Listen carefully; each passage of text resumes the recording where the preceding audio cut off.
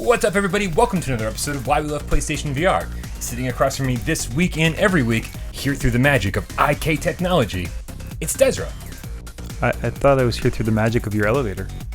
Yeah, it's also not working very well. That's actually really nice when you walk up saying, this elevator won't be working the day you're here. But did you notice it also said, the stairs will be available? Yes. Well, thank you so much for that. And of course, sitting across from me is Brian Paul. And every week on Why We Love PlayStation VR, we sit around and we discuss an old PlayStation VR game. We pull it out of the Retro VR Vault. Ooh, I like the sound of that. That should be the name of the show. We should change the name of the show to Retro VR. No, okay. Who cares about branding? Whatever. And we play the crap out of it, and then we determine whether it's been updated, given any love by the developers, and if you should play it. That being said, what game did we decide to play this week, Dezrah? Well, we're friends of Bob, and we're going to AA. Oh, God. Yeah. Oh, God. It's Ancient Amulator. Ancient Amulator. Yes. By Thai Games and Time of Virtual Reality. Yes. Released June 27th, 2017 for $19.99. And this is the Thai Games from China. Yeah. I went down an awful rabbit hole. There are a lot of groups who call themselves Thai Games. Yes. Yeah. So. Yeah. Well, yeah, I guess maybe we can get into more of that later. What kind of game is this? It's a wave shooter plus a tower defense kind of had a little baby. Yeah. And that's basically it. Yeah. I mean, it's not tower defense in that you're not building or placing towers or placing things. It's you yourself are the thing that's going around being placed. And it's a wave shooter in that there are waves of enemies coming at you. That was the most interesting description I've ever heard. Yeah, no, but you're right. It's not a full-fledged tower defense game. It's more of a wave shooter than anything. But sure, yeah, you are defending towers. It's a wave shooter in tower defense clothing. Sure. Yeah. Sure. All right. Well, let's see here. I've got like a whole page of notes here. We can start anywhere. Sure. But basically, when this game launched, there was only like a few levels and like 4 heroes. Yes. And it felt very bare bones. Well, and not only did it feel very bare bones, it told you it was very bare bones because there were things that were blocked out saying "coming soon." My favorite. Yeah. Like Ancient Amulet was sort of our first megalith. It was like, hey, please buy our game, and we promise you, if you buy it, we'll bring you more. But just trust us on that whole second part. Yeah. And I think I don't think we're getting any more. I think what we got is what we got. Well, I mean, we did get more eventually. Yes. And the more we got is all we got. We got 2 pieces of DLC. Yes. One was free, and then they charged for the second one. Right. So, I mean, it was sort of like a, hey, we promise you more is coming, but you might have to pay a little bit more for it. Yeah. But I believe they were free for like the first 2 weeks, too. Even the one you had to pay for. Oh, yeah? It did launch as free for a little bit and then got charged. Basically, I just don't think they know what they're doing with their pricing structure either. Yeah, I mean, I can't say with that concept I mind that. Yeah. They say, hey, we're going to release this DLC. It's going to be $3, but if you own the game right now for this week and next week, it's free. Right. Convincing a bunch more people to buy the game. Yeah. Not a horrible marketing strategy. Right. No, it's not that I mind so much. It's just like, well, this one's free, and this one's kind of free, but then not free. Yeah. But then you can also go pay for both of them. The paying for both of them, yeah. The only way this DLC is now available, is by purchasing them both together in the $3 bundle. Mm-hmm. But it's so strange because half of that bundle was already free to begin with. Yes. It doesn't make any sense. No. And I don't, like I said, I don't think we're seeing any more DLC because I haven't heard from Time of Virtual Reality in a very long time. Yes. We used to talk. Now we don't talk. You don't send me flowers. Or maybe we didn't like your review. Well, there could be that too. All right, let's talk about how this game's actually played, though. We skirted around it with our intro, but we haven't really dove into it yet. Well, it's also like Megalith in another way. You actually have your choice of one of 4 different hero characters. Now 6. Well, now 6, yeah. And it's weird. I mean, yeah, we can keep kind of correcting on that, but if you just buy the basic game, you only get 4 characters. This is true. You still need to buy the DLC. Right, you still need to get the DLC. Yeah. And even at that, when you first turn on the game, you only have 3 characters. You need to play through to unlock. So there is a game. So you may think that when we're talking about the coming soon characters, we're talking about that one that's blacked out. No, that's actually part of the game. You just have to unlock it first. Yeah. So that's a long way to say. There's an archer named Leah. Oh, you got names? I got names. Man, you're better at this than I am. This part, anyways. But I think Leah proves over and over again that archery in VR is fantastic. Yeah, it's fantastic. It's also, I think, next to two guns in your hands, which we have covered also, it's probably the most natural thing to be doing in these games. So what's the gunner's name? The gunner is... I put you on the spot, my bad. No, I just tabbed it too far. Katie. Katie the gunner. Katie the gunner. Okay. Then Harry the mage. Oh, yeah, I like the mage. And Park the puppeteer. Park the puppeteer. Okay. And then eventually we get Kane the Viking added, and Chio the samurai. Did you have a favorite? Starting off, it was Leah the archer, but eventually once I kind of got the mage dialed in, he's now my favorite. Nice. No question. Yeah, just like raw data before it, when I first started this game up, I was like, I'm obviously going to use the gunner because here I am in VR. I got 2 move controllers. Nothing's better than 2 guns. No problem.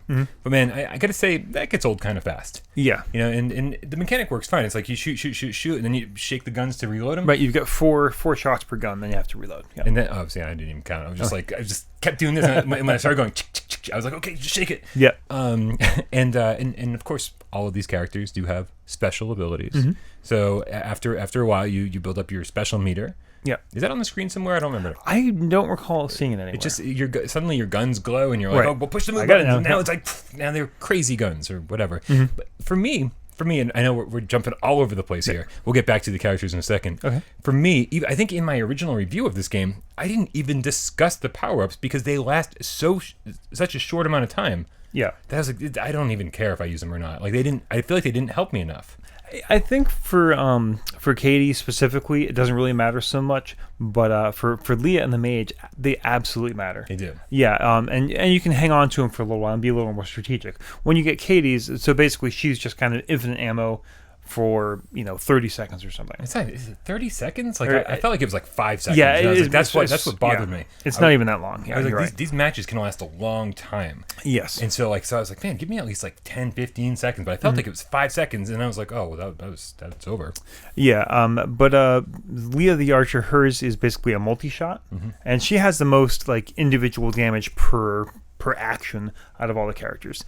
So you can bank that for a while wait till the point where you're getting overwhelmed and then use it. And then when you use it, it kind of like auto locks like Panzer Dragoon style onto like a whole right. You basically pass your point of view over character to lock onto them. You fire, and shoots out. I love that I go to Panzer Dragoon instead of a game that like PlayStation VR gamers are familiar with, like I don't know, Rez.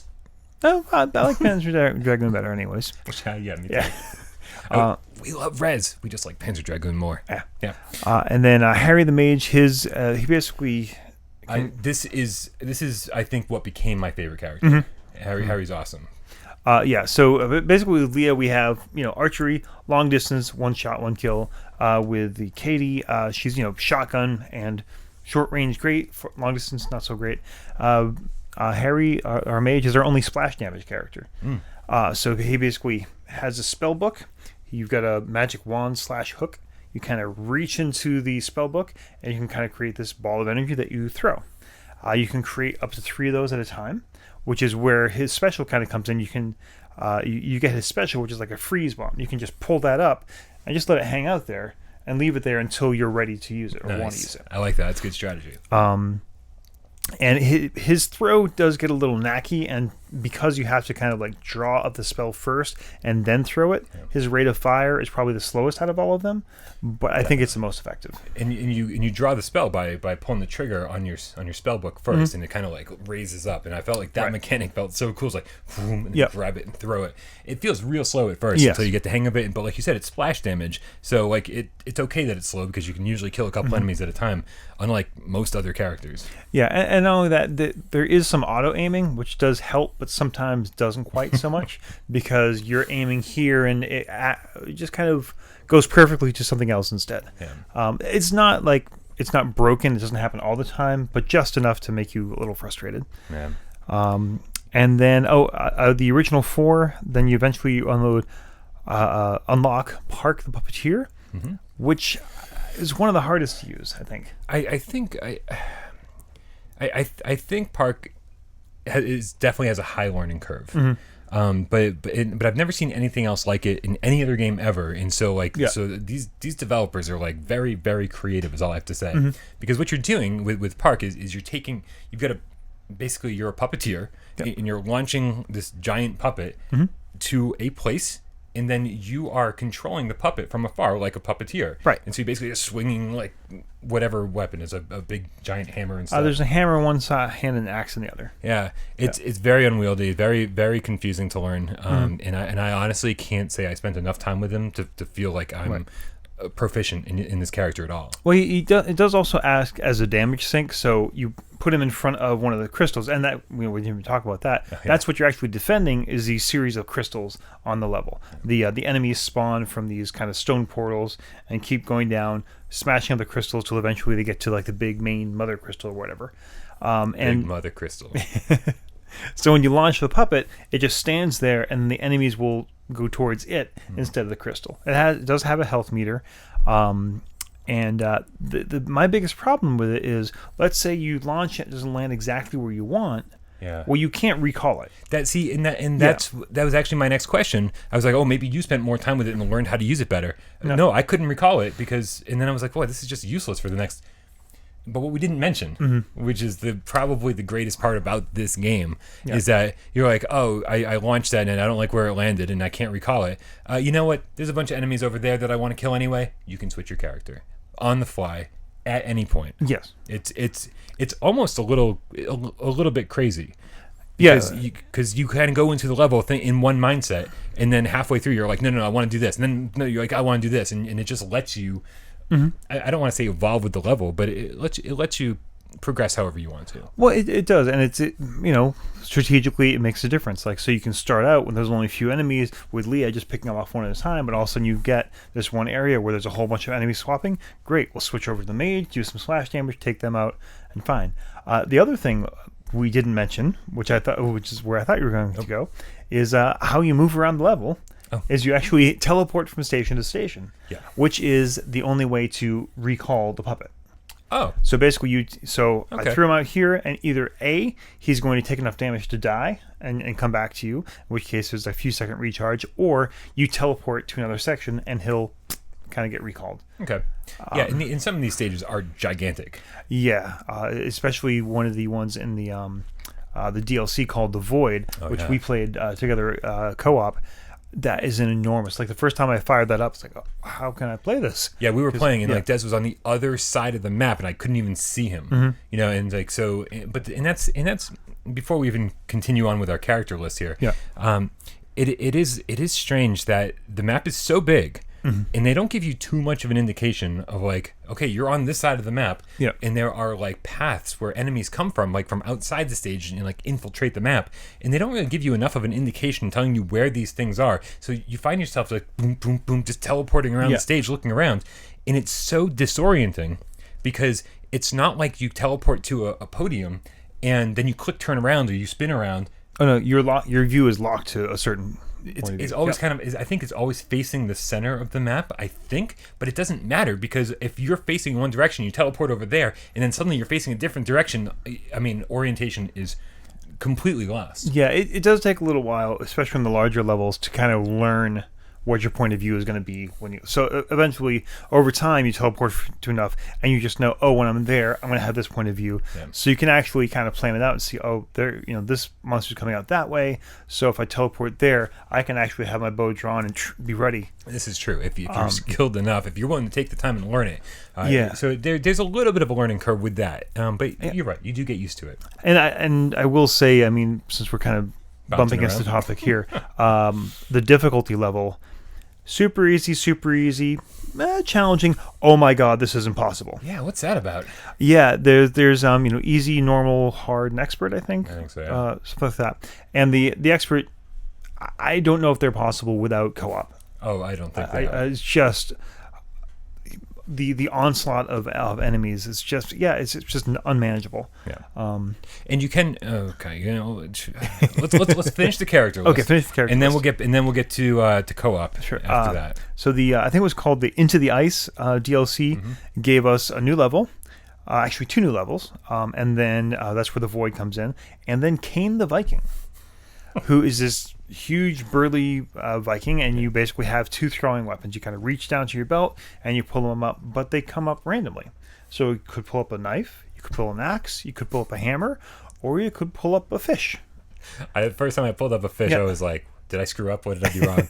What happened? And then, but yeah, they all work the same, I think, right? Or do they actually have different damage? I think the damage is about the same. They do have slightly different throwing characteristics. The knife tends to go more of a straight line. Yeah. The other ones have a little bit more of an arc. But the fish, actually, it is a smelly, dead, rotten fish. And if you hit an enemy with it, they slow down. If you accidentally bring it up to your face and eat it, you're... Oh, yeah. You Never done this. I was okay. too busy throwing stuff at enemies instead of eating fish. Yeah, the screen gets all weird, and your weapons don't kind of throw as well for a little bit. That's so random. And then the other thing is a kind of leg of generic video game meat. Yep. And if you throw that at an enemy, it actually makes them go faster. And if you eat it yourself, it kind of counteracts kind of the rotten fish thing. Interesting. So it does add an interesting bit of randomness to the game, because if you just automatically start spamming throwing, all of a sudden you could be throwing the meat at them and actually speeding up the enemies. I spent hours with this game, and I had no idea that this was all going on. Yeah. So here's the thing. I have my favorite characters. Yeah.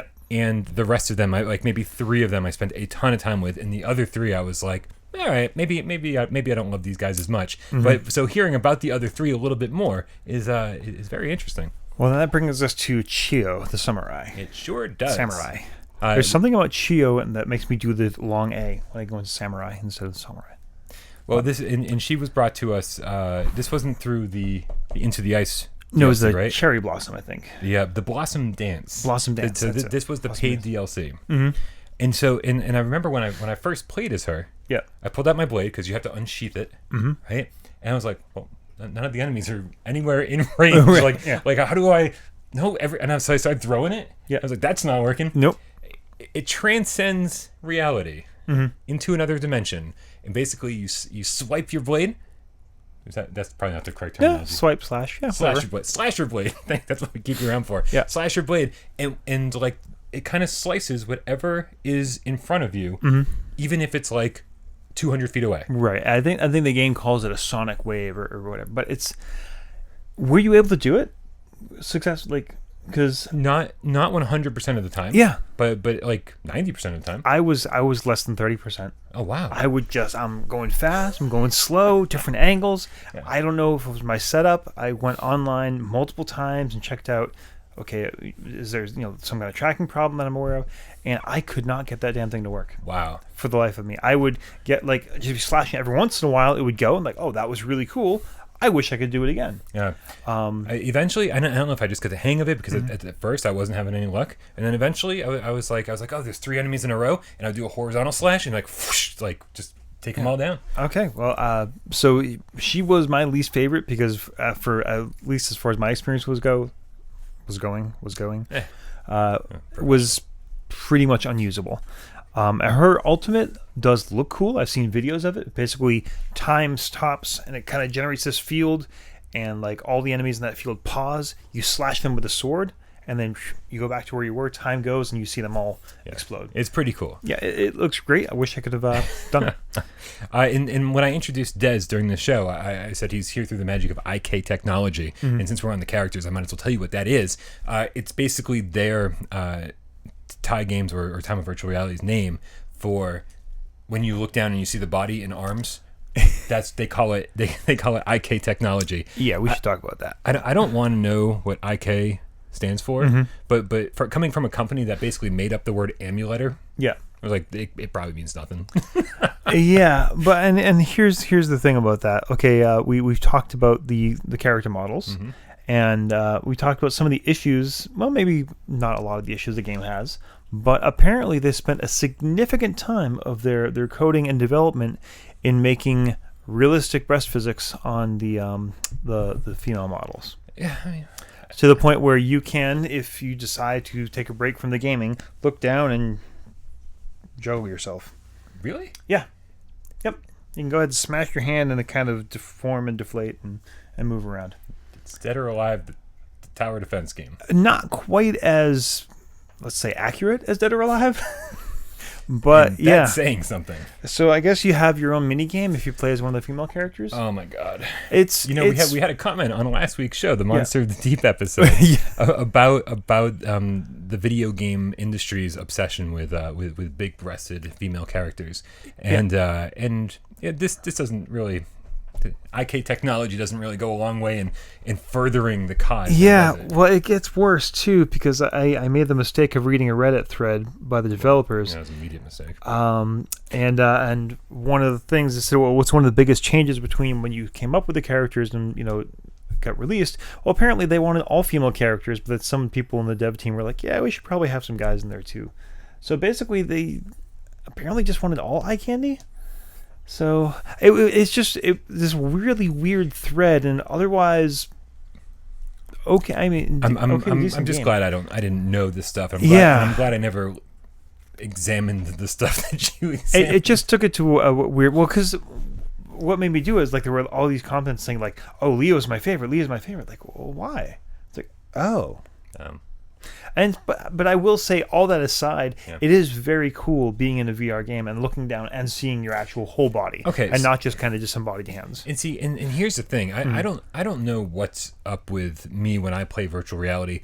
Like, people have always, there's a ton of people that complain about floating hands or severed arms or whatever you want to call it. And like, oh, I've only got 2 floating hands. But for me, like 2 severed hands for me works better. Yeah. Because whenever I play anything, we played Monster of the Deep recently, we played this game. Whenever I play anything, especially when it's like a female character or a smaller bodied male character, I look down and like my shoulders are not where they're supposed to be. Yeah. And in like I don't feel right. It doesn't feel right to me. And so for most games, until they get it right, I'd prefer the floating hands. Yeah. Like I don't need this IK technology.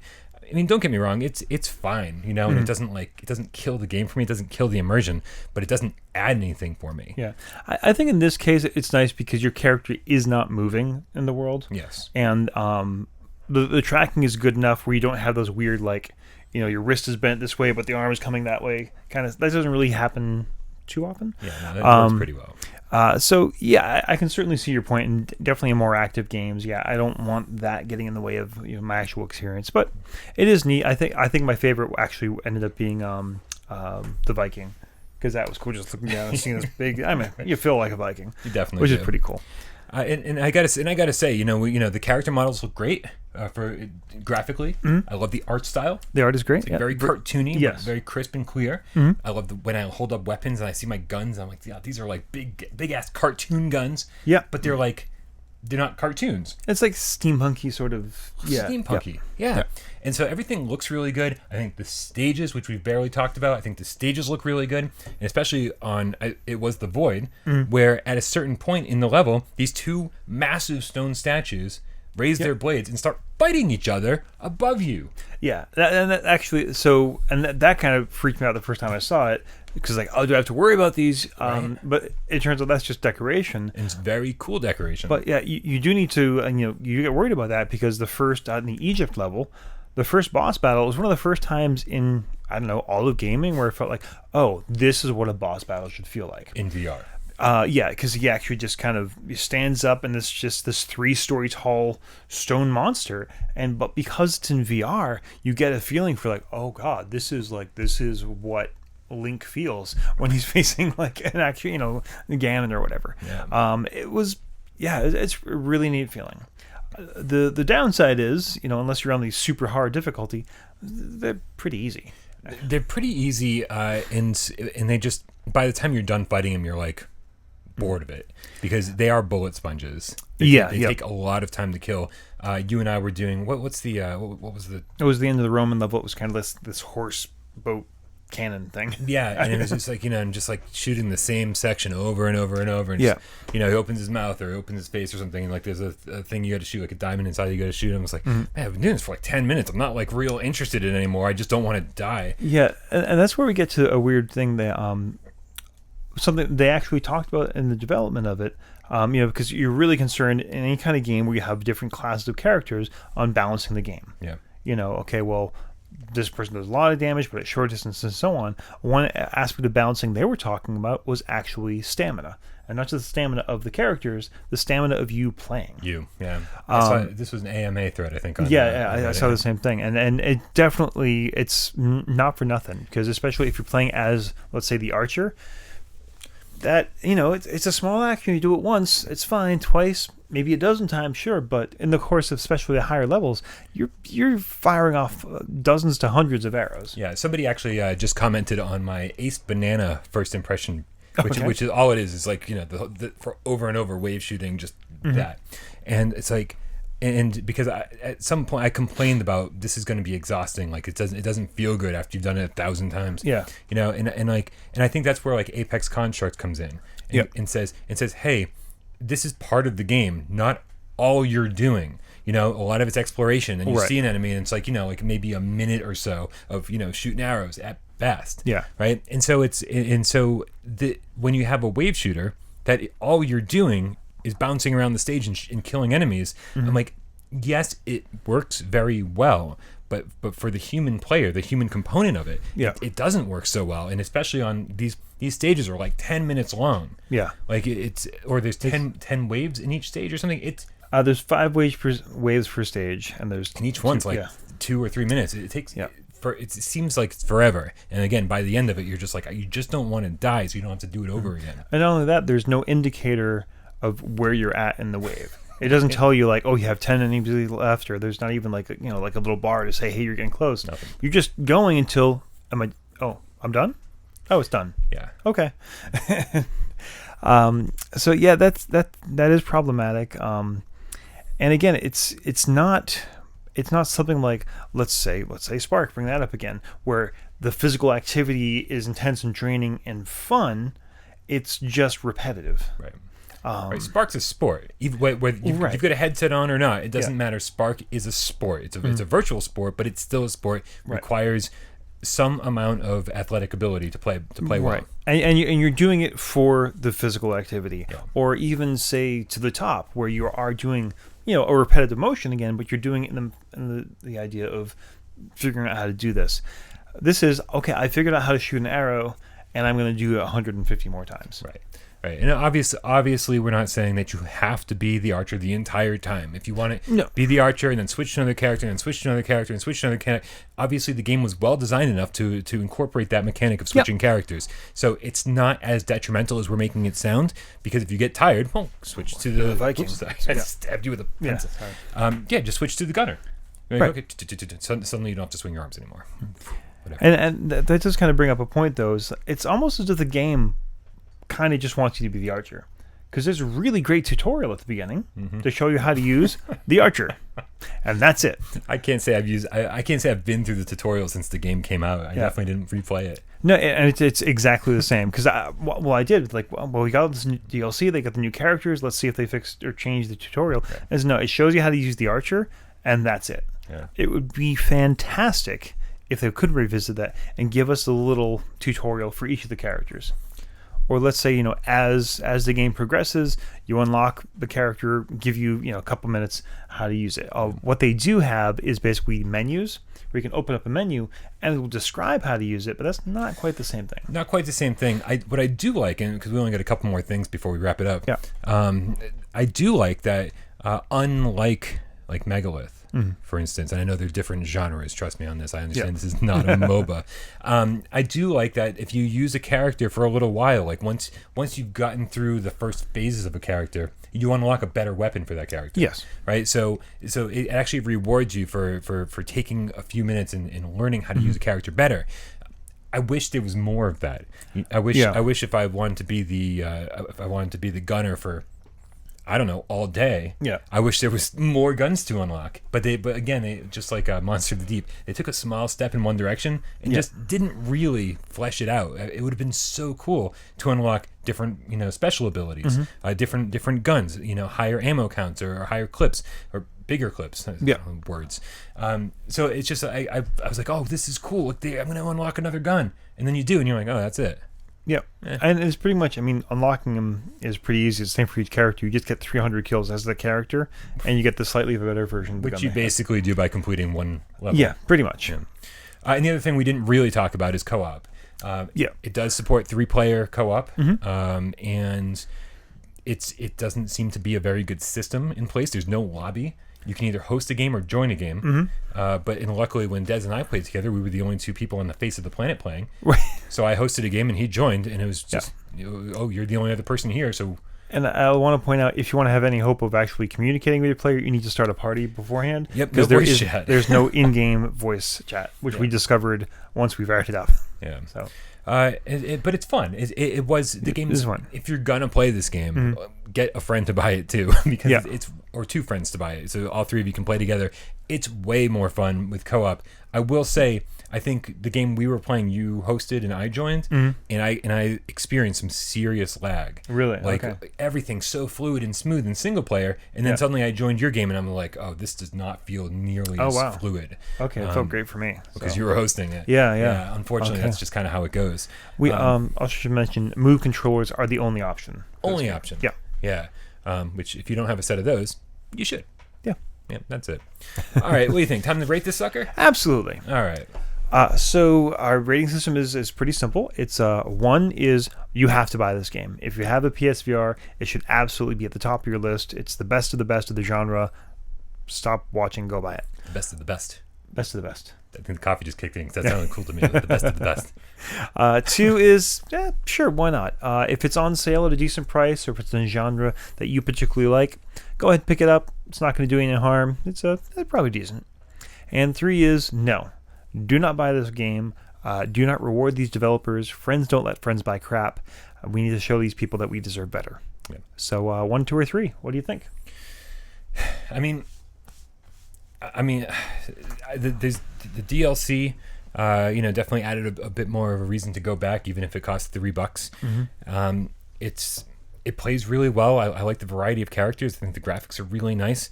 But man, even with the tower defense element, which, as you pointed out, it's not true tower defense. Right. It just feels like there's so many games that does everything this game does better. And I mean, as far as I know, I don't know if Time of Virtual Reality or tie games exist anymore. I don't know how well this game sold or what's the deal. But again, it's been very quiet on their front. They haven't tweeted in like a year. Actually, March of 2018 was the last time they tweeted. Okay. So it's been almost a year. Yeah. My concern for that is always, there's not, if you're going to buy a game, you want it to be supported. If you find a game-breaking bug, which I can't say I found, you want a developer that's going to be there and fix it. Yeah. It works, and it's fun with another person, and probably it's even more fun with 2 other people. I didn't really enjoy myself that much. Yeah. And so I've been wrestling with the score all day, just FYI. Because when we give a game a 3, it means don't reward this developer. Don't give them your money. This is a crap game. Yeah. But it's hard for me to recommend that anyone buy it with so many better options. And so I want to give this, if it's possible, a strong 3 because it's very functional and it works fine. But if you want to play a wave shooter, man, I've got 100 other options for you that I'd rate over this one. And so it's a 3, but not in the typical definition of our 3. It's because I think the developers did a fine job, but in the last 2 years, a lot's happened, and we've just kind of grown past this game, I think. Yeah, I think I'm kind of similar on that. Like I remember telling Amanda that when we were revisiting this, I was really excited because I had some pretty fond memories of when I first played it. It was like, oh, this is fantastic. And then playing it, I was kind of like in the same sort of mood. Like, wow, there's not a lot happening here. But it's not because the game has changed. It's because we've changed, the environment has changed around us. Yeah. We put this game, the whole idea of the show is basically we want to revisit games and see if it's worth our time to go back to it. And this is one of those situations where it's, I'm also a little torn. I'm not as down on it. I don't think, I think there's some real creativity. I think there's a lot of care and attention. Like the level design is great. The character design is great. I mean, these people who made this game knew what they were doing and took some risks. And they did, this isn't just another wave shooter. They put this interesting little tower defense twist on it that's very creative. But I just wish there was more there. You know, you play through the four levels, and then you added the 2 new ones, so 6 levels total, and that's kind of it. Yeah. It's not going to change. I hesitate. I mean, we didn't mention there is an endless mode as well. Oh yeah. So if you'd like to just keep doing that, I mean, you're welcome to do it. I'm going to say it's a 2. I think if you really like wave shooters or you're looking for something a little different, it's definitely worth checking out. And the price, I don't feel ripped off paying for it. I think it's $23. Yeah. And I feel like if you get this for like $5 or $6, you're not going to be disappointed. Yeah. You know, so I don't know. So maybe I should reverse my rating and say if you get it on a big enough sale, mm-hmm. and you happen to love wave shooters, and you know this is something that appeals to you, but man, I just feel like we're getting into dangerous territory there, where I'm like pushing the boundaries of our scale. Yeah. I'm like, yeah, it's there's something here in it, mm-hmm. and I think if you're watching the footage and you're like, this looks like fun, well then you're gonna have fun. Yeah. But for $23 on the PlayStation Store right now, I could tell you, I mean, literally 100 other things that you should buy first. Yeah. I think for me, 3 is more, this is broken or bad. Yeah. And it's not. Yeah. I just want to clarify, it is absolutely not broken, and it was good when it came out. Mm-hmm. It might have even been really good when it came out. This is our first. It's not you, it's me. I kid you not. That is exactly what I'm thinking right now. I think just as gamers, we've outgrown this. It was great for first gen VR, and now we're just too many other great things to play. There were a few people that this was my go-to, like, you know, hey, you want to try VR? Try this game out. Interesting. John Marcus. Sorry, but yeah. So that's it. Oh, I'm giving it a 2. Yeah, and I'm sticking with my very positive 3. Okay. $6. That's my price on this one. If you can get it for $6, then maybe you can sneak a 2 in there. All right. Yeah. All right, you guys, that pretty much does it for another episode of Why We Love PlayStation VR. As always, we want to hear your thoughts on Ancient Amuletor. You know, have you gone back to it since launch? Because, I think those are the people I want to hear from. Yeah. Because we do have fond memories of it. But also, what other games do you want us to play? Man, the list of suggestions just keeps rolling in, and there are so many of them. So sorry for everyone who wants us to play Eve Valkyrie. So sorry. It's probably not going to happen until Des gets an iron stomach. Yeah, no. Just no. All right, guys. So thank you for tuning in. And for another episode of Why We Love PlayStation VR, I'm Brian Paul. I'm Des. And we'll see you next week.